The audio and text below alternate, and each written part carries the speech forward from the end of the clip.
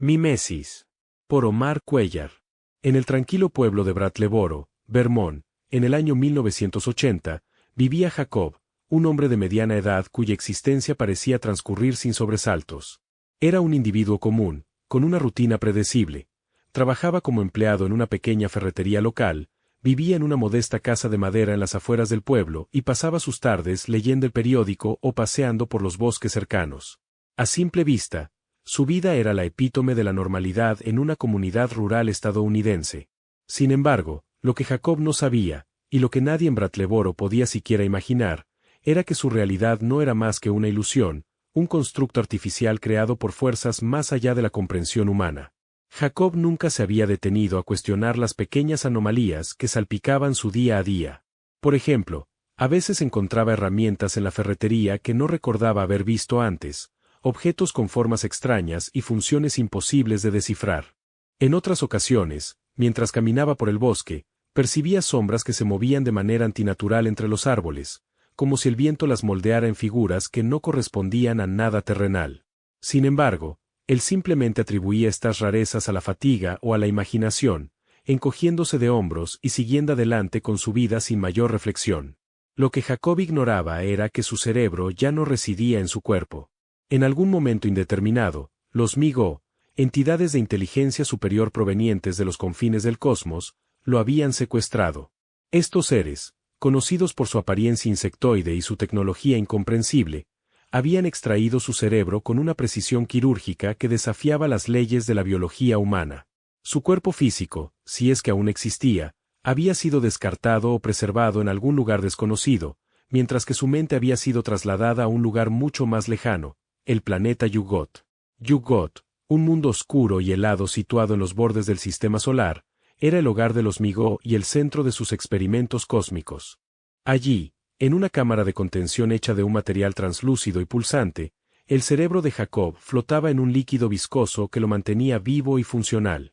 Los Mi-Go habían desarrollado una tecnología avanzada que les permitía conectar los cerebros extraídos a simulaciones complejas, réplicas perfectas de los entornos originales de sus víctimas. En el caso de Jacob, su simulación era una versión de Brattleboro, Vermont, en 1980, diseñada para replicar cada detalle de su vida anterior. El propósito de los Mi-Go era claro: estudiar el comportamiento y el pensamiento de otras especies del universo. Al colocar los cerebros en simulaciones de sus hábitats naturales, podían observar cómo reaccionaban ante estímulos específicos, cómo resolvían problemas y cómo procesaban la realidad. Para Jacob, los Mi-Go habían introducido deliberadamente elementos ilógicos en su simulación, pequeñas grietas en la lógica del mundo que deberían haberlo alertado de que algo estaba mal.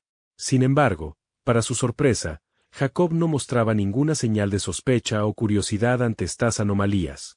En la ferretería, por ejemplo, los Mi-Go habían hecho aparecer un martillo con un mango que se retorcía como una serpiente viva. Jacob lo había tomado, lo había usado para clavar un clavo y luego lo había devuelto al estante sin siquiera fruncir el ceño. En el bosque, las sombras que danzaban entre los árboles a veces emitían sonidos guturales, como susurros en un idioma imposible, pero Jacob simplemente ajustaba su bufanda y continuaba su paseo. Los Mi-Go, desde su observatorio en Yugot, registraban cada una de estas reacciones con una mezcla de fascinación y desconcierto. La simulación de Jacob no era única. En Yugot, miles de cerebros de diferentes especies flotaban en cámaras similares, cada uno inmerso en su propio mundo artificial. Los Mi-Go habían perfeccionado esta técnica durante eones, utilizando los datos recolectados para avanzar en su comprensión del universo, y tal vez, para fines más oscuros que ningún ser humano podría imaginar. Sin embargo, el caso de Jacob comenzaba a destacar entre los demás, no por su complejidad, sino por su absoluta pasividad. Pasaron semanas, meses, quizás años, el tiempo en la simulación no tenía un correlato exacto con el tiempo real, y Jacob seguía sin mostrar signos de cuestionamiento. Los Mi-Go intensificaron las pruebas. Una mañana, el cielo sobre Brattleboro amaneció con dos soles, uno rojo y otro azul, brillando en perfecta sincronía. Jacob salió de su casa, miró hacia arriba, y simplemente comentó para sí mismo que el clima estaba extraño ese día antes de dirigirse al trabajo. En otra ocasión, un cliente de la ferretería le habló en un idioma compuesto por chasquidos y zumbidos, y Jacob respondió con un cortés claro: aquí tiene, mientras le entregaba un saco de clavos. Los Migo comenzaron a debatir entre ellos, si es que sus intercambios telepáticos podían considerarse un debate. Algunos argumentaban que la mente de Jacob era defectuosa, incapaz de percibir las inconsistencias debido a algún fallo inherente en su estructura neuronal. Otros sugerían que su falta de reacción era una forma de resistencia pasiva, aunque no podían probarlo. Lo que estaba claro era que Jacob no cumplía con el perfil de un sujeto útil para sus experimentos. Su apatía ante lo ilógico lo convertía en un enigma, pero también en una pérdida de tiempo. Mientras tanto, en la simulación, Jacob continuaba su vida monótona. Cada día era una repetición de los anteriores, con las anomalías de los Migo como único elemento disruptivo. Sin embargo, lo que los Migo no podían ver, lo que su tecnología no podía detectar, era el trasfondo de la mente de Jacob. Aunque por fuera parecía indiferente, en su interior había comenzado a sospechar que algo estaba profundamente mal. No era la clase de sospecha que lo llevaba a investigar o a desafiar su realidad, sino una certeza silenciosa y resignada. Jacob había notado las herramientas imposibles, las sombras vivientes, los cielos extraños. Pero en lugar de reaccionar con asombro o miedo, había elegido ignorarlos deliberadamente. No lo hacía por ignorancia ni por incapacidad, sino por una razón mucho más profunda. Intuía que cuestionar esas anomalías lo mantendría atrapado. Si demostraba curiosidad, si intentaba desentrañar el misterio, quienes lo observaban, fuera lo que fueran, podrían decidir que valía la pena conservarlo. Y Jacob no quería ser conservado. En su mente, Jacob había llegado a una conclusión tácita: estaba prisionero. No sabía cómo ni por qué, pero sentía que su vida ya no le pertenecía.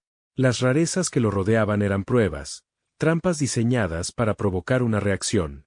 Y si reaccionaba, si mostraba interés, estaría jugando el juego de sus captores. Así que optó por la estrategia opuesta: fingir que nada estaba mal, actuar como si todo fuera normal, incluso cuando lo imposible se desplegaba ante sus ojos. Los Migo, ajenos a esta motivación, interpretaron su comportamiento como una falla. Para ellos, un sujeto que no respondía a los estímulos era inútil. Después de un largo periodo de observación, tomaron una decisión: el cerebro de Jacob sería destruido. No había nada más que aprender de él, ningún dato valioso que extraer. En Yugot, las máquinas que mantenían su simulación comenzaron a apagarse, y el líquido que rodeaba su cerebro empezó a drenarse lentamente.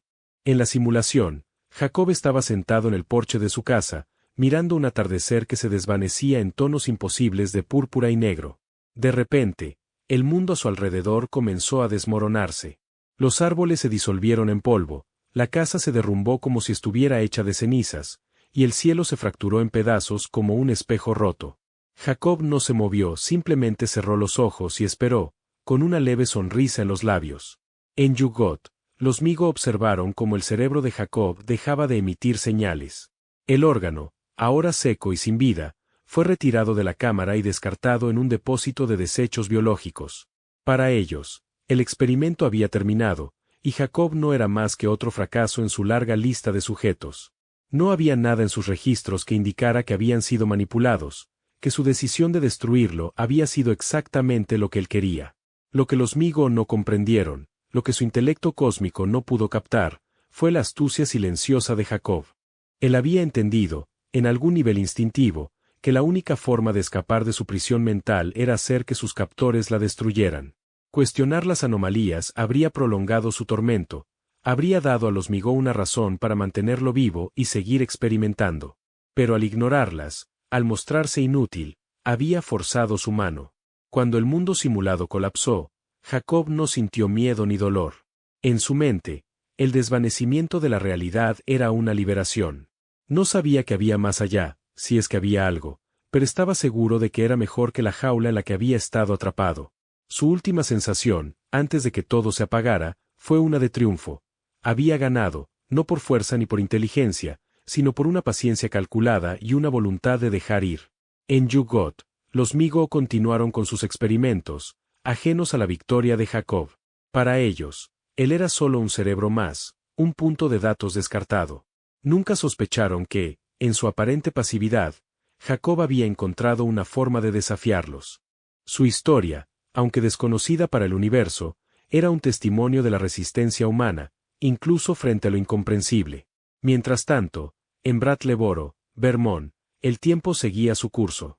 La ferretería continuó funcionando, los bosques susurraban con el viento, y la vida de los habitantes del pueblo permaneció intacta. Nadie notó la ausencia de Jacob, porque, en la realidad verdadera, él había desaparecido mucho antes. Su casa estaba vacía, su nombre olvidado, como si nunca hubiera existido. En el cosmos, los Migos seguían recolectando cerebros, tejiendo simulaciones, buscando respuestas a preguntas que ningún humano podría formular. Pero en algún rincón de su vasto archivo, el caso de Jacob permanecía como una anomalía sin resolver, un eco de una mente que había escapado de su control sin que ellos lo supieran. Y así, la historia de Jacob terminó no con un estallido de revelación, sino con un silencio sutil. Había jugado su papel, había soportado lo imposible, y había encontrado su libertad en la destrucción. En un universo lleno de horrores cósmicos, su pequeño acto de defiance era un recordatorio de que incluso los prisioneros podían elegir su destino, aunque fuera a través de la nada. El 2 de abril de 1980, según el calendario de la simulación, marcó el fin de Jacob. Pero en la mente de quien lo concibió, su legado vivía como una paradoja. Un hombre ordinario que, sin saberlo del todo, había burlado a los dioses insectoides de Yugot. Y en esa ironía, tal vez, residía su verdadera victoria. Fin.